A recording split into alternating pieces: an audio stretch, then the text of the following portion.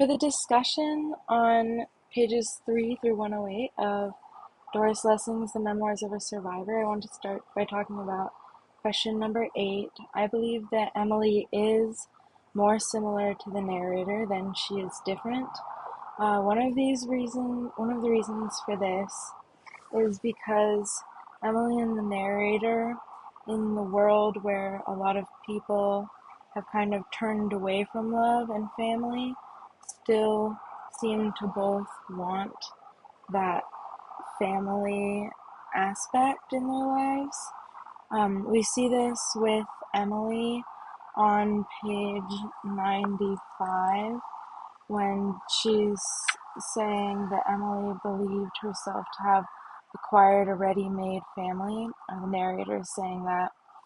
And Emily seems to want this family with Gerald and June, and the narrator seems to want a family with Emily.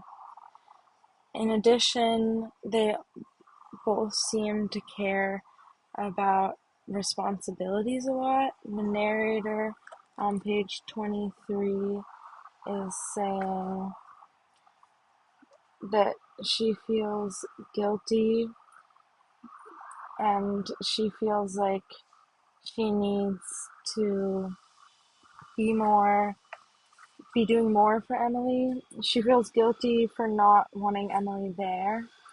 Um, and then on page 26, we see the narrator saying that Emily needed a place where she could hide away in her room from this really awful need to always be so bright and good. I feel like we see the narrator throughout these pages also needing to be bright and good for Emily, and I think they have that in common. And the next question I wanted to discuss is question number 10. How did the appearance and function of romantic love change in the new social order? Romantic love in this new social order seems to me to be a way to gain power. We see Gerald saying that seeming to be romantically in love with multiple women in order for the things that they can do for him politically. But it's when Emily wants to love him in the old-fashioned way, it's seen as inappropriate. And I took the old-fashioned way to mean two people, like, away from everyone else, just in love with each other for the sake of being in love with each other, not for anything political that they can get from it. And it was pages 83 through 85, where I found the most evidence for this. When the narrator is talking about how Emily wanted to say, "I love you." She wanted to be alone with Gerald. She would like to have that experience, the old one.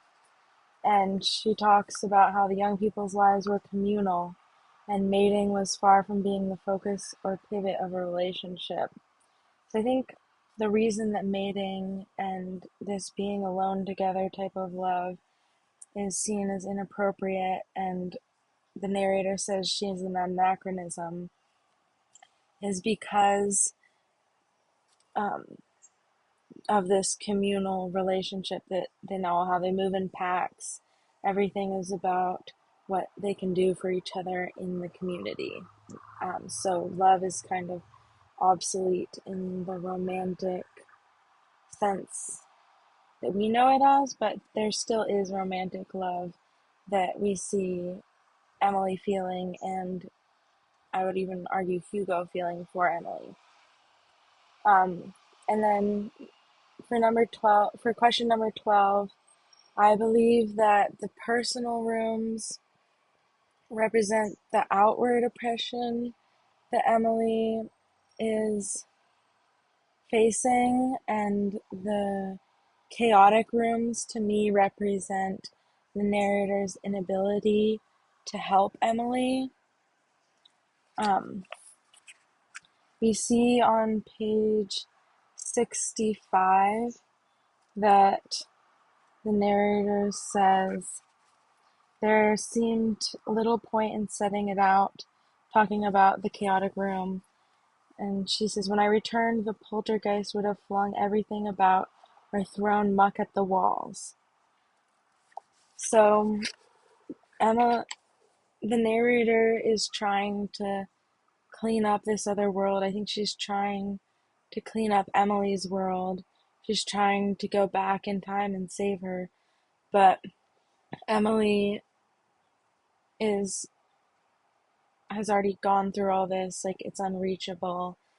No matter how much the narrator tries to clean up this room, she's never going to be able to fix the room, and she's never going to be able to fix the abuse that Emily grew up experiencing.